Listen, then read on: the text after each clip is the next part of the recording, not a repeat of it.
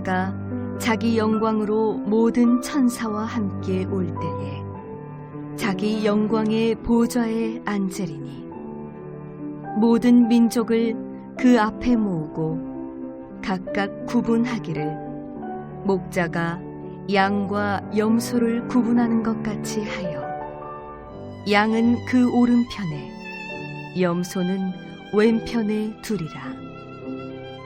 그때에 임금이 그 오른편에 있는 자들에게 이르시되 내 아버지께 복받을 자들이여 나와 창세로부터 너희를 위하여 예비된 나라를 상속받으라.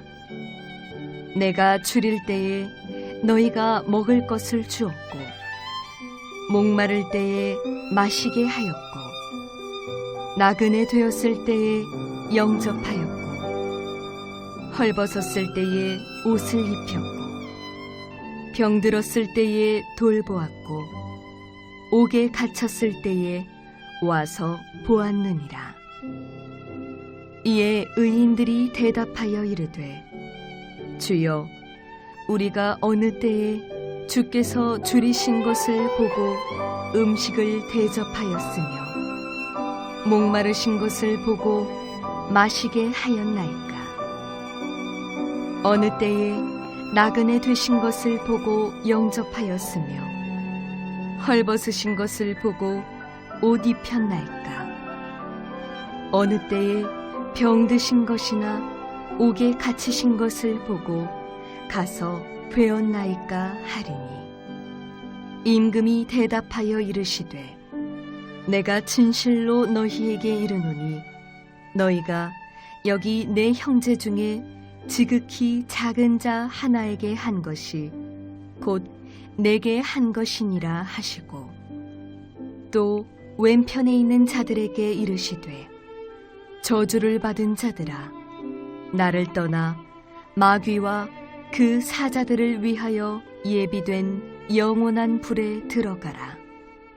내가 줄일 때에 너희가 먹을 것을 주지 아니하였고 목마를 때에 마시게 하지 아니하였고 나그네 되었을 때에 영접하지 아니하였고 헐벗었을 때에 옷 입히지 아니하였고 병들었을 때와 옥에 갇혔을 때에 돌보지 아니하였느니라 하시니 그들도 대답하여 이르되 주여 우리가 어느 때에 주께서 줄이신 것이나 목마르신 것이나 나그네 되신 것이나 헐벗으신 것이나 병드신 것이나 옥에 갇히신 것을 보고 공양하지 아니하더이까.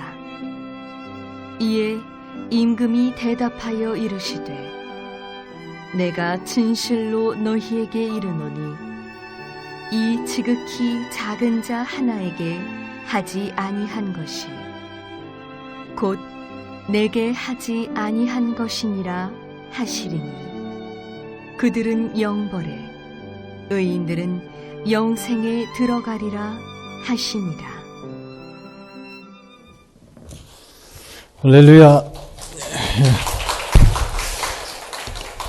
감사합니다. 이 복된 교회를 또 초대해 주셔서 우리 이준호 목사님, 우리 장로님, 성도 여러분께 진심으로 감사를 드립니다.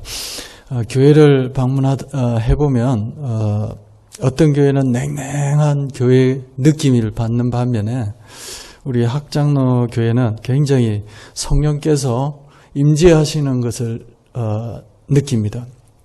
뒤에서 앉아 있는데 찬양 가운데 막 눈물이 날래.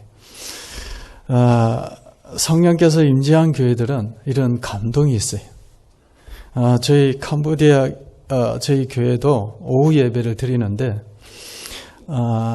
우리 오후 예배는 좀 매 다섯째 주일에는 말씀은 생략하고 우리 사역자들이 나와서 찬양 인도하고 기도하고 찬양 인도하고 기도하고 그렇게 예배를 드립니다. 왜 그렇게 예배를 드리냐면 캄보디아가 너무 우상에 찌들고 신앙생활 하기가 힘들고 하나님 만나기가 너무 힘들어요. 우리가 저도 청년회 때 산에 가서 부르짖다가 하나님 또 만나고 또 체험하고 그들도 해야 되는데 그럴 시간이 없어요. 그래서 찬양 때 막 나와서 찬양하고 통성으로 기도하다 보니까 막 변화되고 하나님 만나는 그런 역사가 막 일어나고 또 청년들이 목사님 나 주의 종이 되겠습니다. 목사 길로 가기도 하고 놀라운 역사가 막 일어납니다. 왜 찬양이 중요하냐면 하나님께서 우리를 창조하실 때 찬양을 받기 위해서 이사야에 보면 찬양을 받기 위해서 창조했다고 말씀합니다. 우리가 찬양을 할 때 일주일 동안 딱딱하게 굳어있던 그 마음들이 찬양 가운데 막 다 갈아엎어지는 거예요. 농부하신 분은 잘 아시겠지만 씨를 뿌리려면 딱딱한 굳은 땅을 다 엎어야 돼요. 엎은 후에 씨앗을 심을 때 결실이 나듯이 우리 심령도 마찬가지.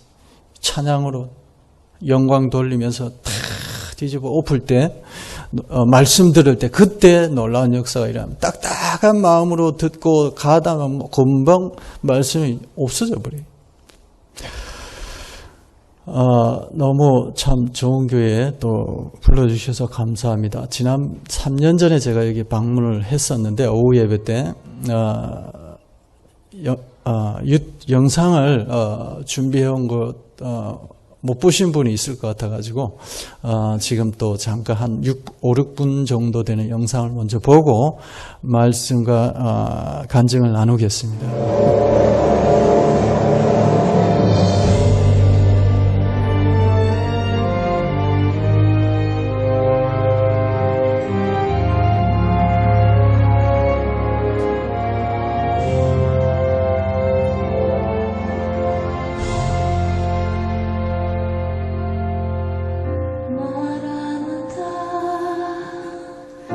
주여 어서 오시옵소서.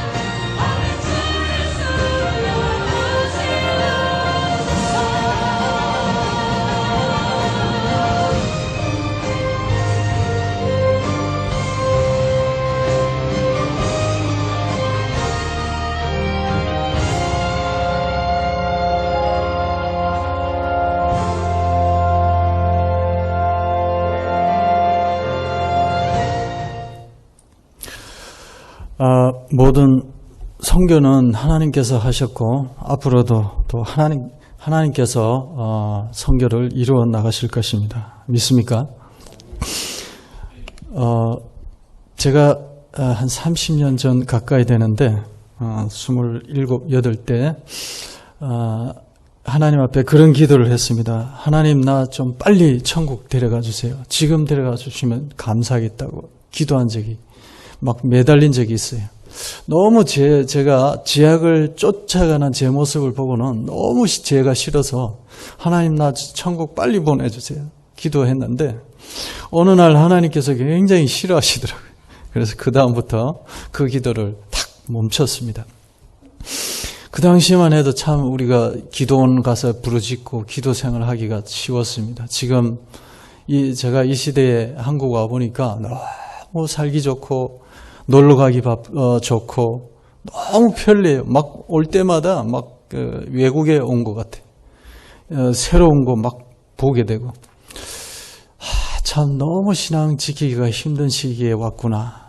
근데 여러분들이 이렇게 코로나 가운데서도 주의 전으로 사모하고 나와서 예배드릴 모습이 얼마나 아름답게 보이는지 모릅니다. 하나님께서 얼마나 기뻐하는지 모릅니다.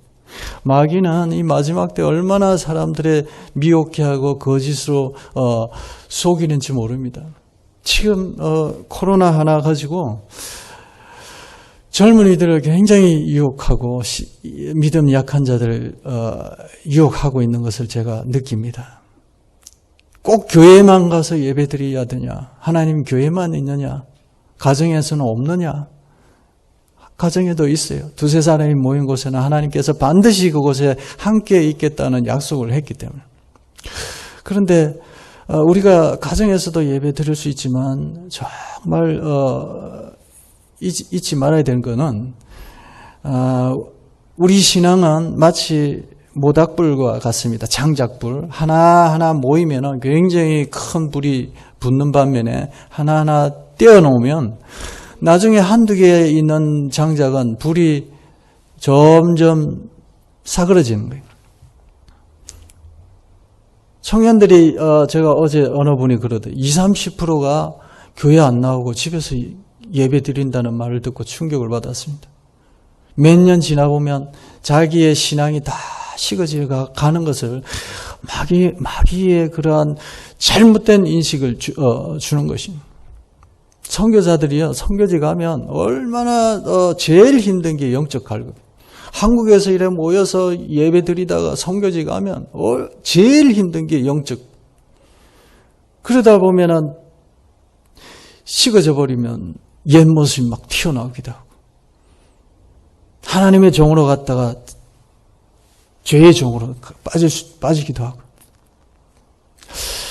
이 마지막 때의 영적인 분별을 잘 하셔야 돼요.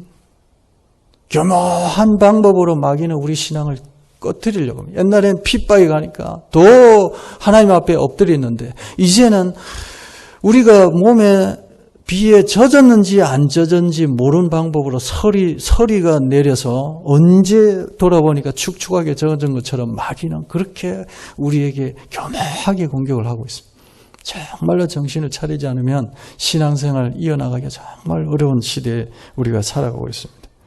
그 반면에 여러분들이 이렇게 나와서 코로나의 위험을 무릅쓰고 이렇게 나와서 정말 저는 대단한 믿음이다. 앞으로 더 큰 어떤 것이 닥칠지 몰라요. 우리의 신앙은 위기가 닥쳐보면 드러나게 돼 있어요. 평소에는 모릅니다. 위기가 들어가면 저분의 신앙은 정말 좋구나. 우리가 알 수가 있습니다. 한때 온라인 커뮤니티에 짜장면의 슬픈 이야기라는 그런 사연이 올라와서 큰 화제가 된 적이 있습니다. 어느 날 초라한 행색한 이 초등학생 여아이가 두 동생의 손을 잡고 이제 짜장면 집에 저녁에 짜장면 사 먹으러 들어갑니다. 이 세 아이가 저 구석진 자리에 앉아서 이제 짜장면 두 그릇을 이제 시켜서 이제 두 그릇이 나와서 이제 언니가 두 동생에게 짜장면을 주고 먹입니다. 이제 두 동생은 받자마자 허겁지겁 짜장면을 먹기 시작합니다. 한참 먹다가 한 동생이 언니가 먹고 있지 않으니까 언니는 왜 짜장면 안 먹어? 물어봤어요.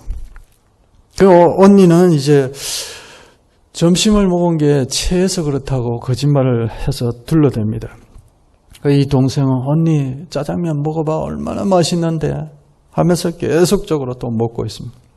그러면서 그 아이가 옆에 테이블을 보면서 한 가정이 와 있는 테이블을 보면서 우리도 저렇게 엄마 아빠 있었으면 얼마나 좋았을까 얘기를 합니다.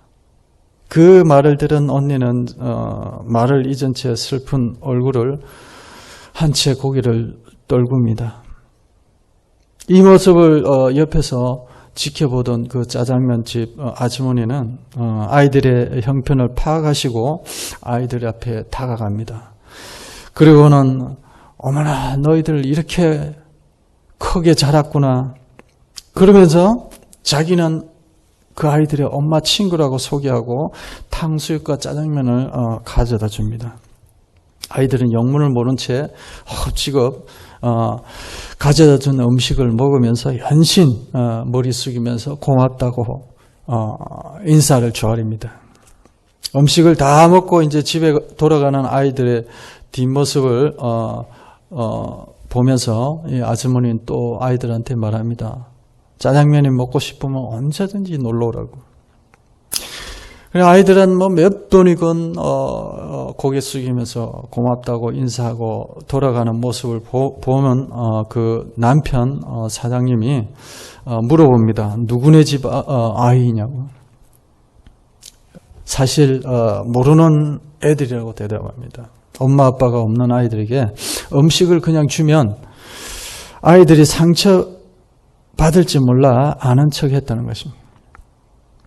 각박해진 이 세상에 중국집 아주머니의 작은 선행은 우리 사회에 큰 감동을 주고 있습니다.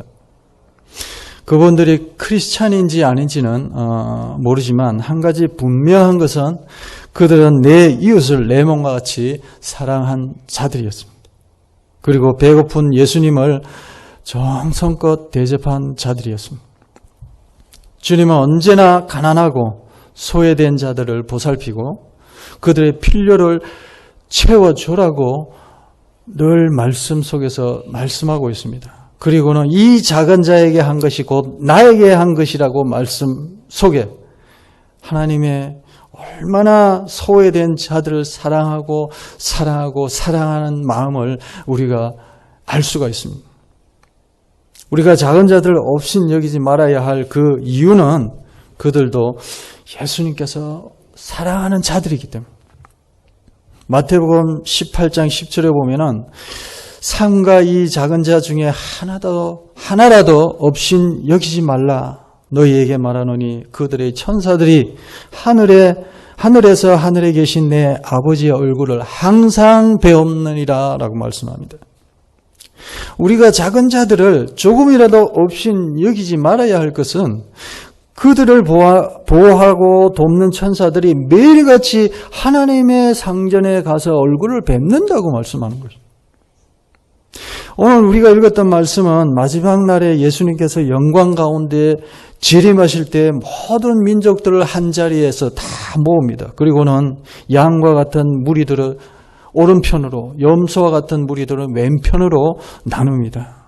예수님께서 오른편에 있는 무리들을 보시고 인자한 모습으로 그들을 바라보며 칭찬을 아끼지 않습니다. 내 아버지께 복받을 자들이여 나와 창세로부터 너희를 위하여 예비된 나라를 상속받으라. 예수님은 이들의 선한 행위에 대해서 하나하나 얘기하시면서 칭찬하기 시작합니다. 내가 줄일 때 너희가 먹을 것을 주었고 목마를 때 마시게 하였고 나그네 되었을 때 영접하였고 헐벗었을 때 옷을 입혔고 병들었을 때 돌아보았고 옥에 갇혔을 때 와서 보았느니라 라며 크게 칭찬을 합니다. 이 말을 들은 오른편에 있던 자들이 반색하면서 예수님께 묻습니다. 아니 예수님 우리가 언제 예수님께서 굶주렸을 때 먹을 것을 드렸고, 목말랐을 때 마실 것을 드렸고, 나그네 되었을 때, 펄벗었을 때, 병들었을 때, 그리고 옥에 갇혔을 때 우리가 예수님을 돌봐드렸습니까? 예수님께서 말씀합니다. 너희가 여기 내 형제 중에 지극히 작은 자 하나에게 한 것이 곧 내게 한 것이니라. 그리고 34절 말씀에 내 아버지께 복받을 자들아, 나와 창세로부터 너희를 위하여 예비된 나라를 상속받으라. 제가 신학교 다닐 때 성경을 읽는데 자꾸 상급에 대해서 하나님 말씀을 하시더라고요. 그래서 한번 연구를 해봤습니다. 얼마나 상급이 좋으면 하나님께서 이렇게 상급에 대해서 자꾸 말씀하실까? 창세기부터 계시록까지 살펴보기 시작했습니다. 많은 곳에서 하나님께서 상급. 아마 우리가 천국 가면 놀랄 일들이 얼마나 많은지 모릅니다. 먼저 우리가 구원받은 것은, 내가 구원받은 것은 놀랄 것이고, 하나님께서 내가 언제 저렇게 많이 해놨는지 모르지만 하나님께서 어마어마한 그러한 상급으로 예비해 놓은 걸 보고 우리가 또 놀랄 것입니다. 천국에 가면 저는 가장 큰 상급을 받는 부류가 두 부류가라고 보는데, 한 부류는 하나님의 복음을 위해서, 영혼 구원을 위해서 헌신을 한 그 부류들과, 또 한 부류는 이 땅에 사는 동안 예수님을 잘 대접한 분들. 저는 이 두 부류의 사람들이 천국에 가면 가장 큰 상급을 받지 않겠냐 생각합니다.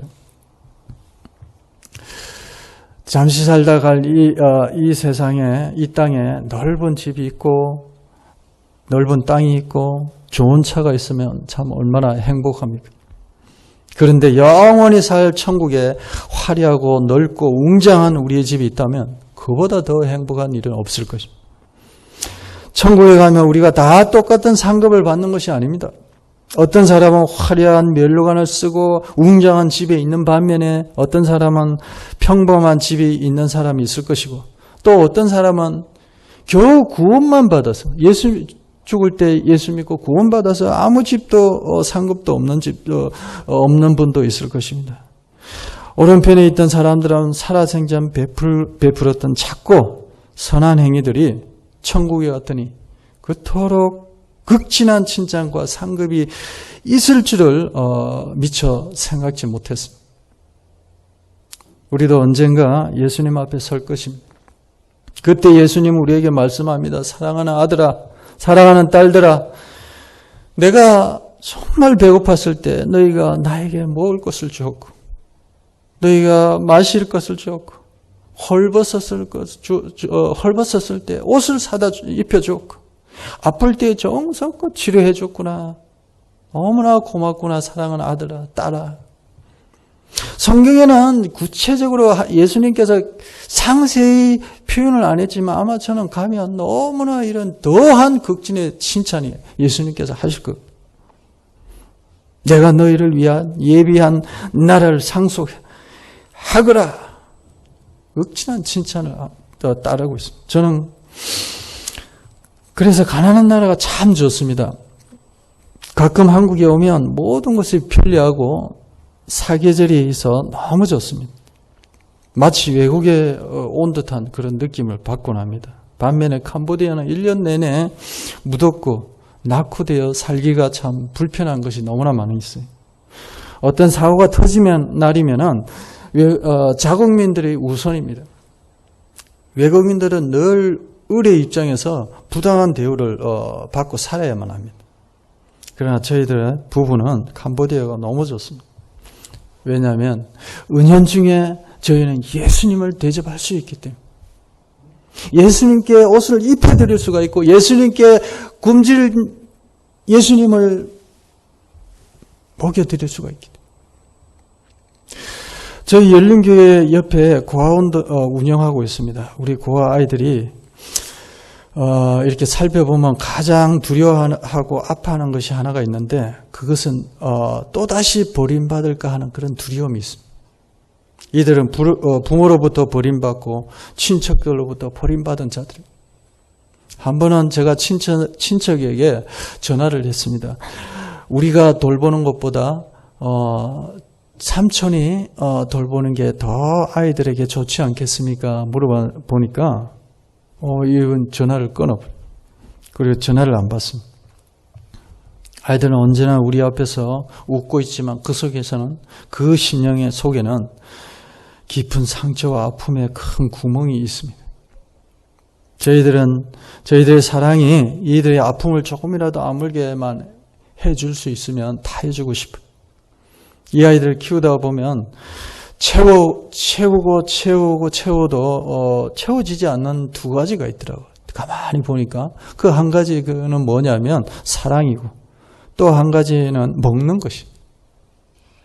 부모의 사랑을 받지 못한 아이들이 저희를 보면 멀리서 달려옵니다. 저희들에게는 큰아빠, 큰엄마라고 부르는데 달려와서 코리를 콕 껴안습니다. 그리고 안 나요. 한참 동안 이 아이가 이래 저를 껴안고 있습니다. 그럼 저도 아이 껴안고 한참을 그렇게 서 있죠. 초등학교 때는 아이들이 먹고 싶은 거, 큰아빠 뭐가 먹고 싶어요? 뭐가 갖고 싶어요? 막 아이들이 요구하는 것들이 많았어요. 근데 중학교가 올라가니까 아이들이 아이들이 뭐가 먹고 싶어요? 뭐가 갖고 싶어요? 말을 안 해요. 얼굴에는 너무나 갖고 싶은데 저희들 형편을 알고 아이들은 말을 안 하더라고요. 자기들 학교에 가면은 캄보디아 아이들도 형편이 좋은 가정 아이들은 좋은 옷 입고 좋은 신발 신고 좋은 가방, 좋은 핸드폰, 좋은 거 많이 사 먹는 반면에 이 아이들이 그러지 못해요. 이 아이들도 얼마나 갖고 싶은 것들 많이 켰습니다. 아이들이 신발이 떨어지면 하나에만 사줄 수가 없어. 다 같이 또 사주고 하다 보니까 그 아이들의 요구대로 해줄 수가 없을 때가 참 많이 마음이 아팠습니다. 그래서 제가 책을 썼습니다. 책을 쓰면은 출판사에서 인쇄비를 준대서 제가 용기를 내서 글을 쓰기 시작했습니다. 이 책에 인쇄비를 주면 이 아이들이 갖고 싶은 거, 먹고 싶은 거 내가 할 수 있는 대로 다 해주고 싶어서 책을 썼습니다.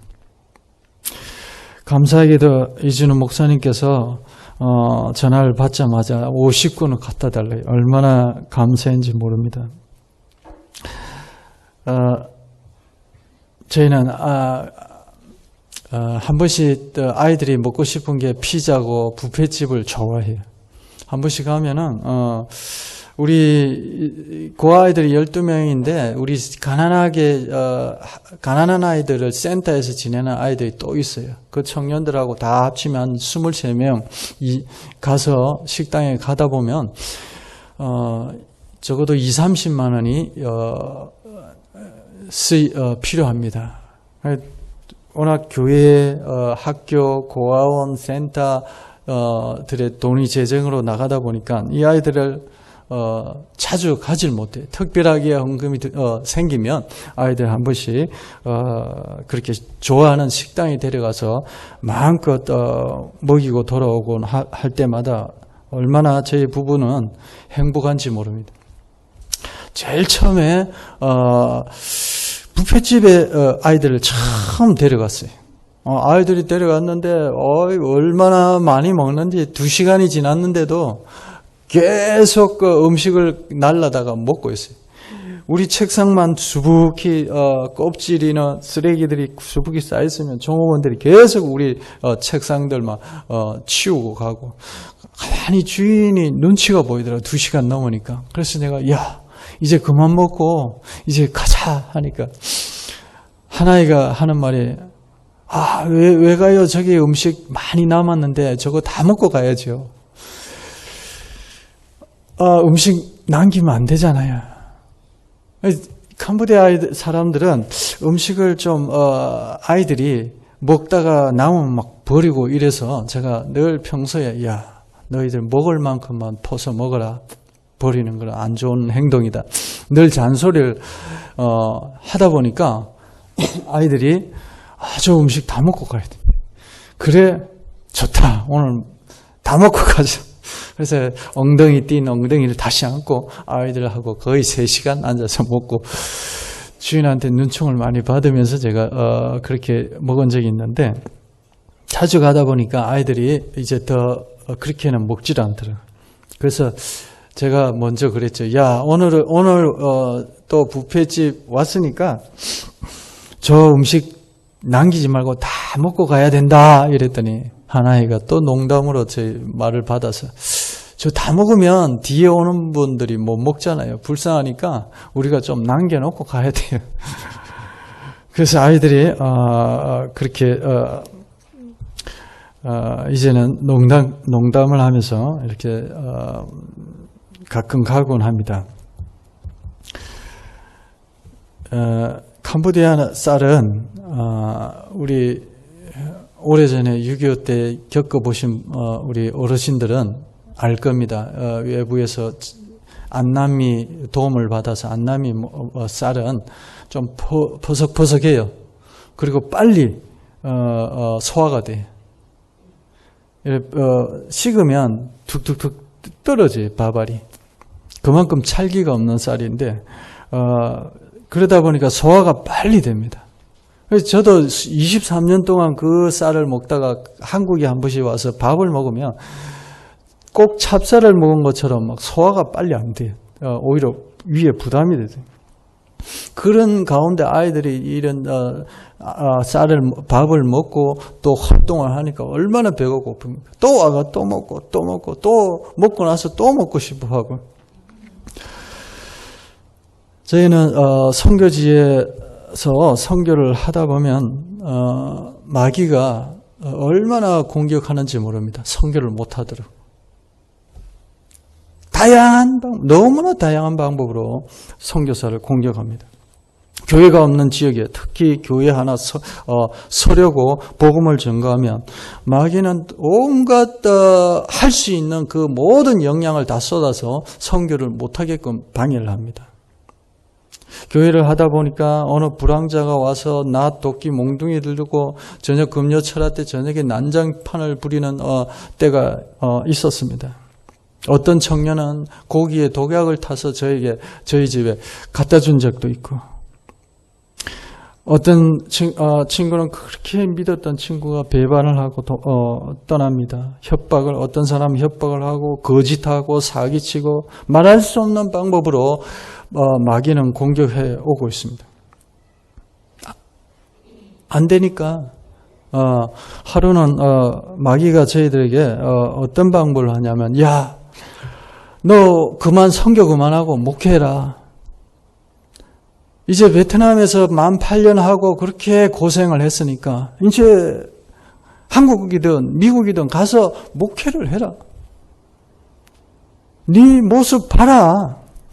마귀가 예수님을 3번 시험한 것처럼 마귀가 저를 시험하기 시작합니다. 봐라, 이렇게 네가 이만큼의 선교를 하고 죽도록 선교를 할 정도로 목회에 죽겠다는 각오로 강단에 엎드리고 말씀을 연구하면 너도 목회 얼마든지 잘할 수 있어. 목회해. 너 모습 봐라. 거지 꼴 아니냐? 언제까지 다니며 손 벌리면서 거지 행색하면서 하나님 일을 한다고 하느냐? 마귀가 얼마나 달콤하게 속삭이는지 모릅니다. 낙심되어 있는 저에게 다가와서 계속적으로 목회해라. 그러면 너도 교회를 크게 해서 선교하면 되지 않냐? 그럴듯하게 시험을 하기 시작합니다. 어느 날 제가 너무 낙심되다 보니까 자꾸 마귀가 듣다 보니까 이 예수님처럼 말씀을 가지고 물리쳤어야 되는데 안 하다 보니까 빠져버렸어요. 그래서 보따리 사고 기도원 올라갔습니다. 하나님, 저 이제 선교 그만하고 목회하겠습니다. 어디든 보내주시면 제가 죽기로 제가 하겠습니다. 하나님 주무시는지 출장 갔는지 제 기도 전혀 안 들었어요. 금식할래 해도 금식이 안 돼. 그 다음날 이 하나님이 싫어하는 거구나 깨닫고 제가 마귀의 시험에 넘어간 걸 회개하고 마귀를 쫓아내고 하나님 앞에 회개했습니다. 하나님, 다시는 제가 목회 길을 가겠다고 하지 않겠습니다. 죽을 때까지 선교 일을 감당하겠습니다. 때로는 아침에 눈을 뜨면 얼른 눈을 감아버린 적이 있어요. 그리고는 이대로 영원히 갔으면 좋겠다. 그럴 때가 몇 번 있었습니다. 어느 날 잠을 자는데 아내가 누우면서 잠잘 때가 너무 행복하대요. 그래서 저와 비슷한 생각이라 아니 당신은 왜 잠잘 때가 제일 행복하냐 하니까 관에 들어갈 연습을 해서 그렇대. 이제 저희 아내가 올해가 56인데 저보다 한 살 적지만 아내가 몇 년 전에 그런 말 했습니다. 50대 초반에 잠잘 때가 가장 행복하다. 벌써부터 관에 들어갈 연습을 하고 있었습니다. 그래서 저보고 묻길래 저는 눈 감고 잠잘 때는 아무 생각이 안 들어서 그때가 너무 행복하더라고요. 그래서 저는 잠잘 때가 행복하다 했는데 어쨌든 저희 부부는 잠잘 때가 제일 행복할 시간이었습니다. 올해에도 캄보디아 선교사 두 분이 소천을 했습니다. 한 분은 60대고 한 분은 30대인데 갑자기 소천을 했어요. 한 분은 지병으로 오랫동안 암으로 고생하다가 선교지에 다시 와서 마지막 생을 보냈고 또 한 명은 39인데 아무 병도 없는데 갑자기 아침에 앉아있다가 눈 뜨고 앉아있다가 푹 쓰러지고 소천을 했어요. 이랬던 마귀는 어떤 방식으로 선교를 못하게끔 중단하게끔 보따리 싸서 돌아가게끔 만들고 있습니다. 제가 오래전에 목회와 정보지에 나온 것을 보니까 선교사들이 10년 안에 철수할 확률이 70%라고 나오더라고요. 어느 선교사님은 80%라고 하던데 10가정이 선교지에 죽겠다고 나가면은 7, 8가정이 돌아오거나 소천하거나 그렇게 합니다. 저희도 4번의 위기가 있었습니다. 가장 마지막 위기는 아내하고 선교지에 갔다가 사역지 갔다가 돌아오는 길에 이제 큰 덤프 트럭이 중앙선을 넘어서 저희들을 향해서 달려왔었어요. 캄보디아는 왕복 1차선입니다. 옛날 우리 국도와 같이 중앙선도 없고 가는 차선 한 차선, 오는 차선 한 차선. 그러다가 이게 가끔 가다가 추월을 하면서 막 중앙선 넘기도 하고 그러다 보면 캄보디아에 적응을 못해서 새로 온 그 선교사님, 어느 여목사님은 그거 피하려다가 논두렁으로 돌렸다가 굴러서 소천하신 분도 있고 또 버스하고 이 중앙선 신분 갑자기 나온 버스하고 충돌해서 한 가족이 딸나이 꼬맹이 빼고는 4분이 가정이 다 즉사해서 천국 간 적도 있고 제가 선교하면서 많은 선교사들 소천하는 것을 보고 또 예배도 가서 드리고 장례 화장도 하고 했는데 막 달려오더라고 저희들 향해서. 그래 아무리 빵빵거려도 이 차가 못 듣고 계속 덤프 트럭이 달려오는데 옆으로 꺾으려니까 그 논두렁에 굴릴 것 같고 또 제가 중앙선 피해서 가려니까 뒤에 차들이 오면 정면 충돌이 될 것 같아서 지켜봤죠. 왜냐면 뒤에 차가 안 오더라고. 그래서 살짝 피해서 그 옆으로 지나가고 이 차가 한 20m 겨우 논 굴 앞에서 깨가지고 수독해서 저희들이 목숨이 붙어 있습니다.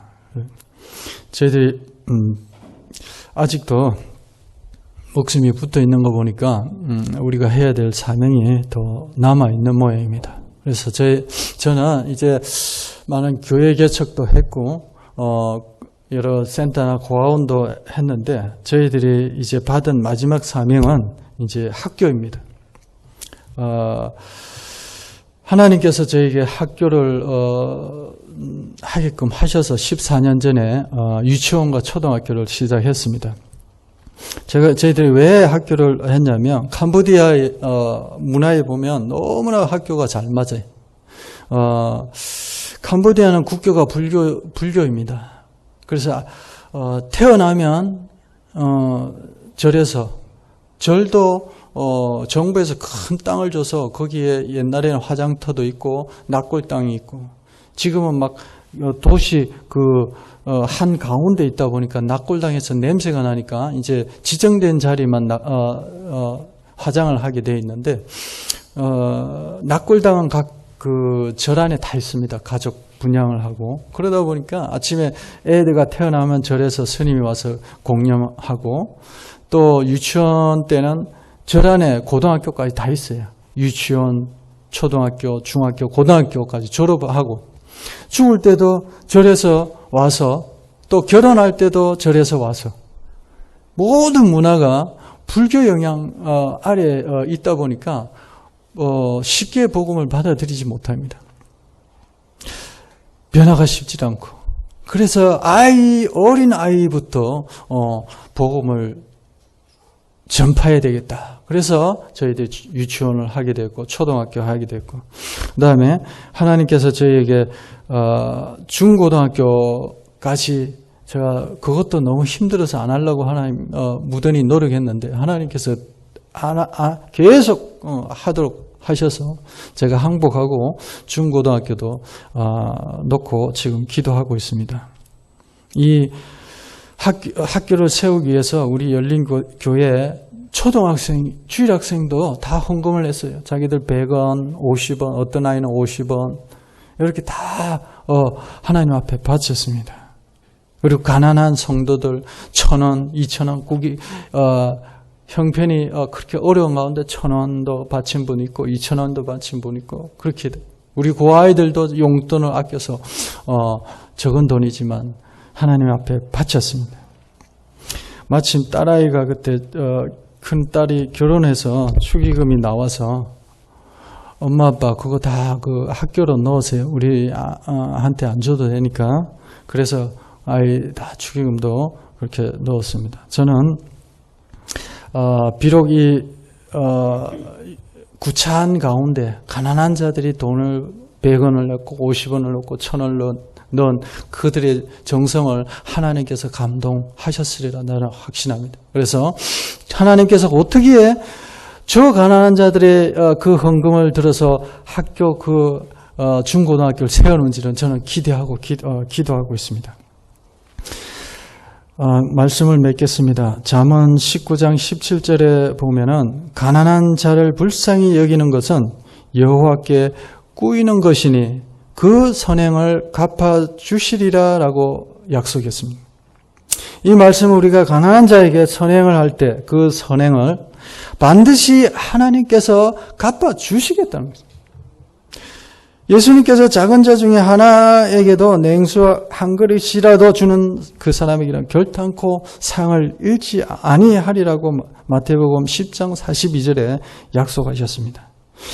시편 41장 1절에 보면 하나님은 가난한 자를 보살피는 자들에게는 비록 재앙이 닥쳐와도 하나님께서 그들을 구원하시겠다고 약속하셨습니다. 어떤 상황 속에서도 하나님은 반드시 그런 자들을 도와주시겠다고 말씀합니다. 우리 주변에는 예수님을 대접할 수 있는 기회들이 참 많습니다. 정말로 살아가는 저와 여러분들은 차후에 예수님 앞에 섰을 때 우편에 선 양의 무리들처럼 예수님의 칭찬과 상급을 받으시기를 주님의 이름으로 축원드립니다. 기도하겠습니다. 하나님 아버지 감사합니다. 예수님은 늘 평상시에 우리에게 낮고 천하고 가난한 자, 모두가 외면한 그러한 모습으로 우리에게 다가왔을 때 우리도 그 예수님을 외면할 때가 참 많았음을 고백합니다. 하나님 용서해 주시고 주님이 오실 때 어떤 형편이든지 어떤 상황이든지 어떤 생각으로도 그 판단하지 아니하고 예수님을 잘 공경해서 차후에 하나님 앞에 섰을 때 잘했다 칭찬 듣는 저희들 되게 도와주시옵소서. 예수님의 이름으로 기도합나이다.